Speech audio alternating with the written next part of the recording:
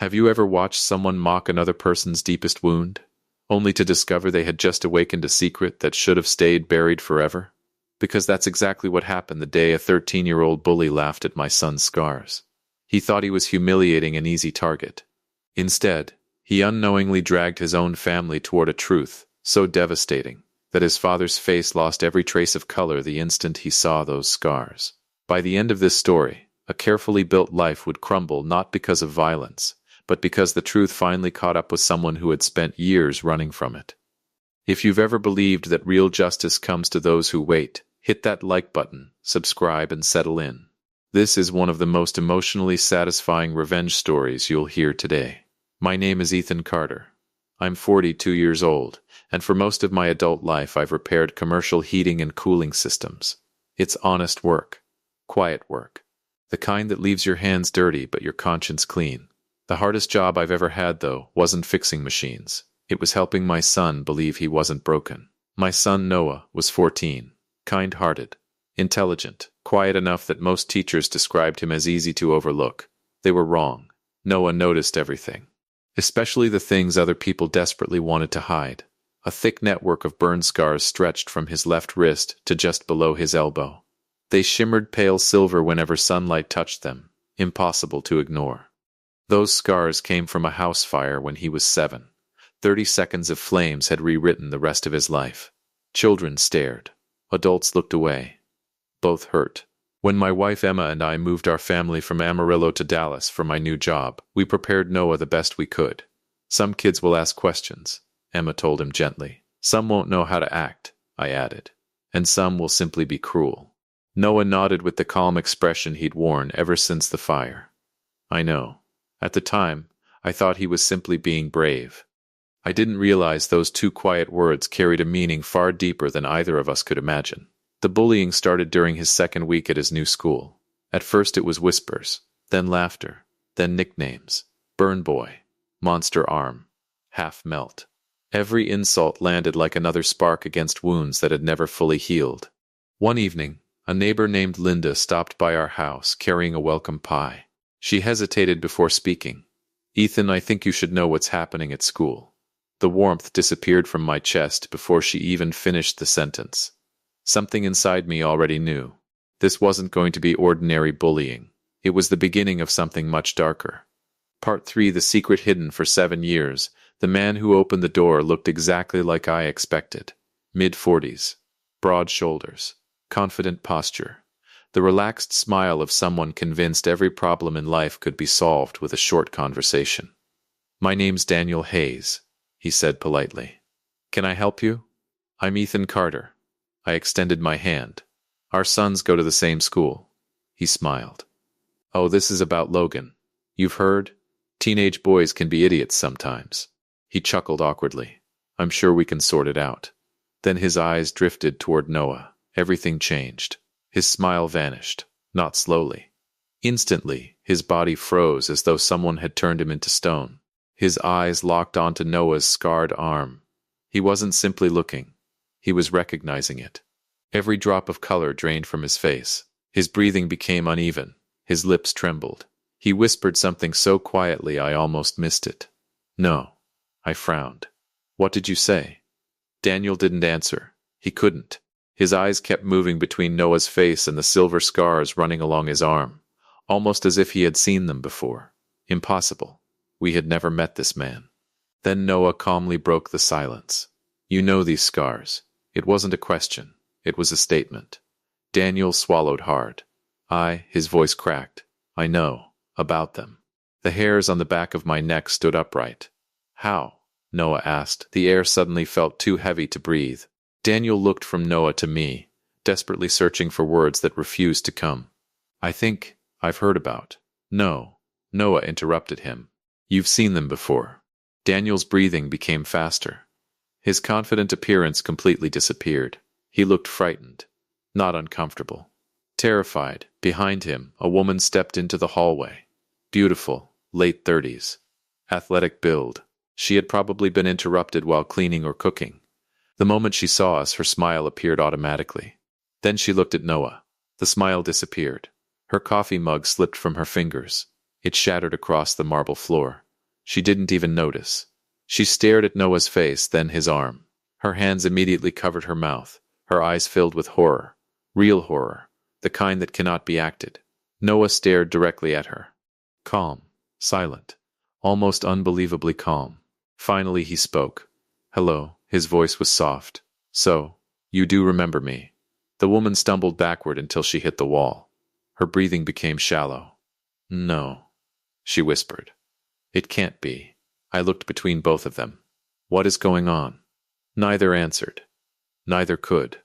Noah slowly rolled his sleeve a little higher. The scars caught the morning sunlight. The woman's knees nearly gave out. Tears flooded her eyes instantly. Daniel looked at her, then back at Noah, then at me, his face filled with confusion. What is happening? Noah never looked away from the woman. You left me. Silence. The entire world seemed to stop. 7 years, one sentence, and suddenly every unanswered question in my life demanded an answer. The woman began shaking uncontrollably. Noah, she whispered. I never thought you'd recognize me. Noah's expression never changed. I recognized you the first day of school. My heart skipped a beat. I slowly turned toward my son. What did you just say?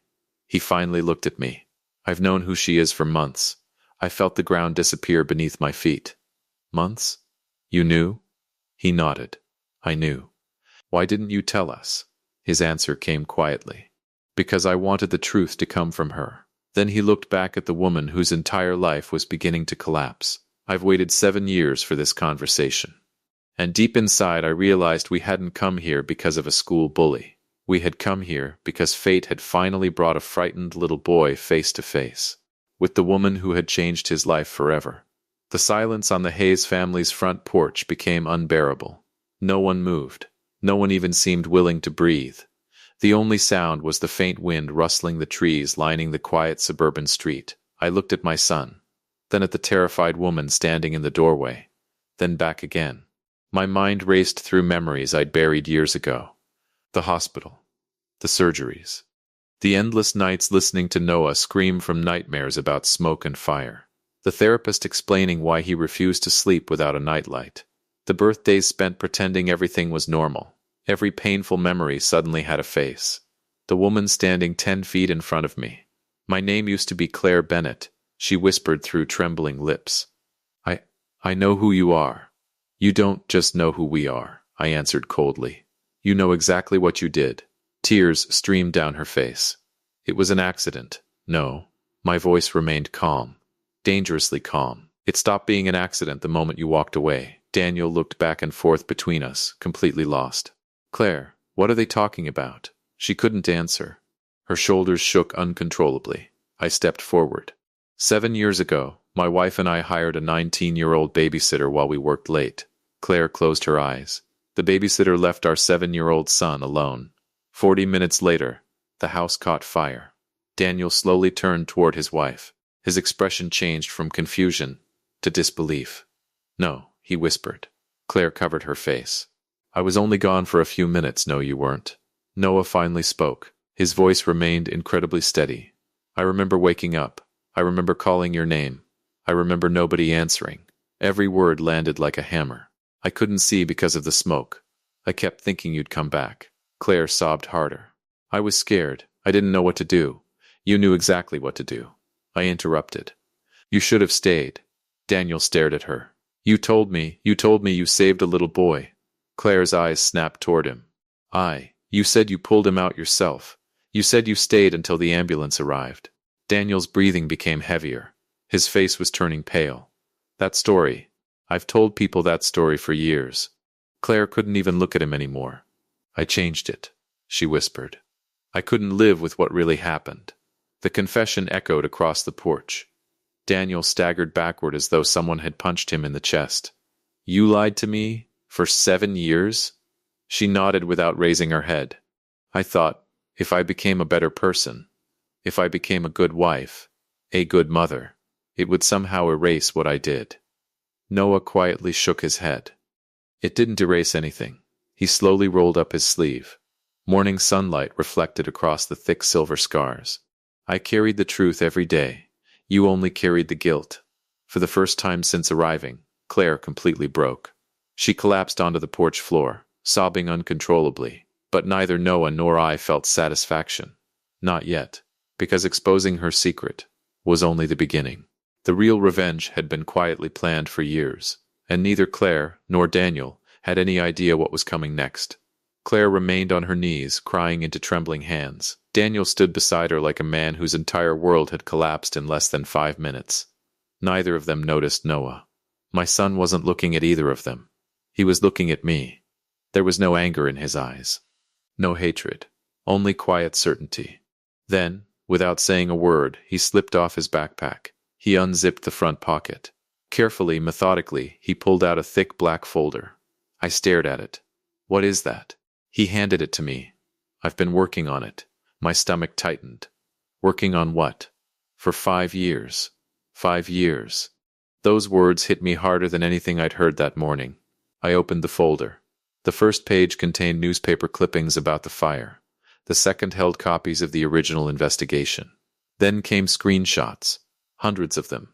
Blog posts, family photographs, social media updates, sponsored advertisements, community newsletters. Every page featured Claire smiling beside captions about kindness, honesty, motherhood, integrity. Every page felt like another lie. Daniel slowly stepped closer. What is all this? Noah answered before I could. Your wife's second life. Daniel took the folder with shaking hands. He turned each page more slowly than the last. Every photograph seemed to steal another piece of his confidence. Claire finally looked up. Noah, his calm voice interrupted her. I started reading your blog when I was 9. Her eyes widened. You, what? I wanted to know if you ever thought about me. Silence. So every week I checked.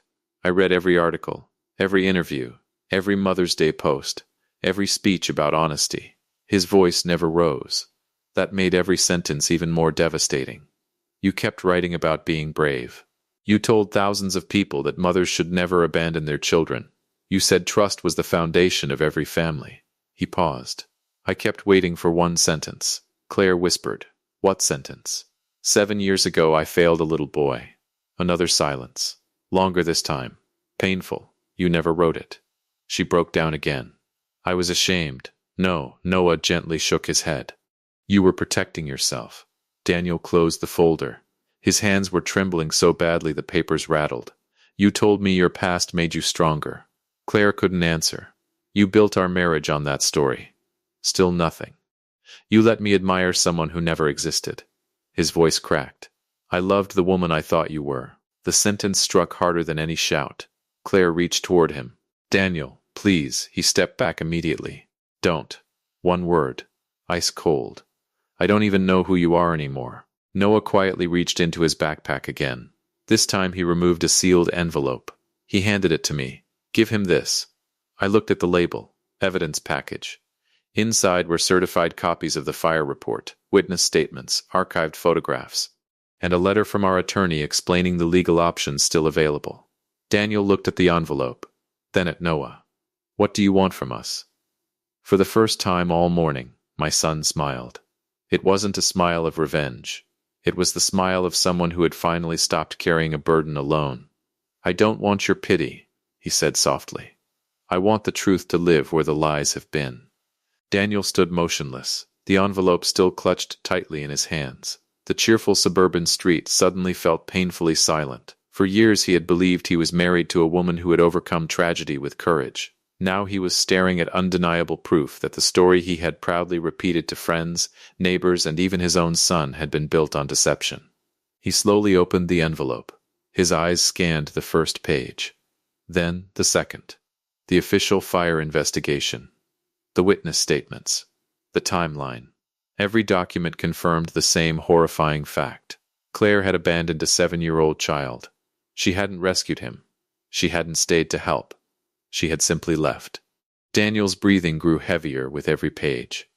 Finally, he lowered the documents and looked at his wife. His voice was barely above a whisper. Tell me they're wrong. Claire's shoulders shook. She couldn't. Tell me this isn't what happened. Still nothing. Tears streamed down her face as she stared at the porch floor. I was scared, she whispered. I panicked. Daniel closed his eyes. No, I didn't ask why. I asked if it was true. A long silence followed. Then, almost too quietly to hear, Claire nodded. Yes, one word. One confession. One truth powerful enough to destroy 7 years of carefully built trust. Daniel slowly removed his wedding ring. He stared at it for several seconds before slipping it into his pocket. I defended you. His voice cracked. I argued with people who questioned your stories. I told Logan that his mother was the bravest person I'd ever met. He laughed bitterly. I was proud of you. Claire reached toward him with trembling hands. Please, I can explain. Daniel stepped away before she could touch him. No, you've been explaining for 7 years. Today, I finally heard the truth. He turned toward Noah. For several moments he couldn't find the words. When he finally spoke, his eyes were filled with genuine regret. I'm so sorry. I don't expect forgiveness. I don't even deserve to ask for it. But I am deeply sorry for what my family has done to you. Noah studied him quietly. Then, he nodded. I believe you. Daniel blinked. You do? You didn't know. Noah answered honestly. But now you do. There was a huge difference. A person who discovers the truth has a choice. Ignore it. Or face it. Daniel chose to face it. He took a deep breath before speaking again. When we get back inside this house, my son is going to learn the truth. Claire looked up in panic. No, Daniel, please. He doesn't need to know everything. Daniel looked at her with heartbreaking disappointment. He deserves the truth, just like Noah did. Then he turned to me. Mr. Carter, I can't undo what happened. I can't erase your son's scars. But I promise you this, my family will never hide behind another lie. As Noah and I walked back toward the car, I glanced at my son. For the first time in years, his shoulders looked lighter. The scars on his arm were still there. They always would be. But the invisible weight he'd carried since childhood had finally been placed where it belonged, on the shoulders of the people who had created it. And yet, the greatest consequence was still waiting to unfold. The following Thursday, everything unfolded exactly as promised. The school administration had spent several days reviewing the evidence, interviewing students, and meeting privately with both families. By first period, every teacher involved understood the seriousness of what had happened. When homeroom began, Logan Hayes walked to the front of the classroom. The confident, arrogant teenager who had spent weeks humiliating my son was gone. In his place stood a frightened boy holding a handwritten letter with trembling hands. His teacher nodded. You may begin. Logan swallowed hard before reading. My name is Logan Hayes, and I owe Noah Carter an apology. The classroom became completely silent. I made fun of his scars because I wanted people to laugh at someone else instead of judging me. I called him names, embarrassed him in front of other students, and acted like his pain was entertainment.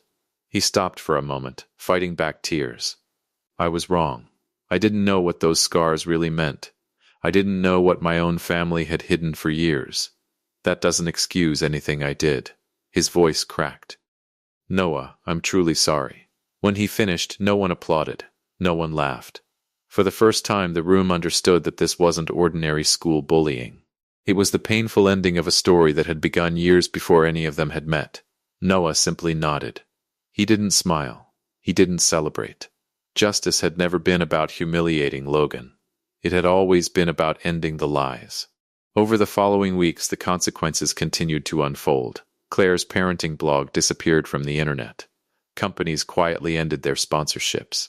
Volunteer organizations removed her from leadership positions after learning the truth. Friends who had admired her honesty now questioned everything she had ever told them. Meanwhile, Daniel filed for separation, not because one mistake had destroyed their marriage, but because 7 years of deception had. One evening, a few weeks later, I stood in our backyard grilling dinner while the summer sun slowly disappeared behind the Dallas skyline. Noah walked outside and sat beside me. For several minutes, neither of us spoke. Finally, he looked at the scars on his arm. They're never going away, are they? I shook my head gently. No. He smiled softly. I think I'm okay with that now. I looked at him. What changed? He watched the last rays of sunlight reflect across the silver lines on his arm. They used to remind me of what someone did to me. He paused. Now they remind me that I survived. Those words hit me harder than anything else throughout this entire journey. Because he was right. Scars aren't proof that someone broke you. they're proof that you healed. That night I realized revenge isn't always about destroying another person's life.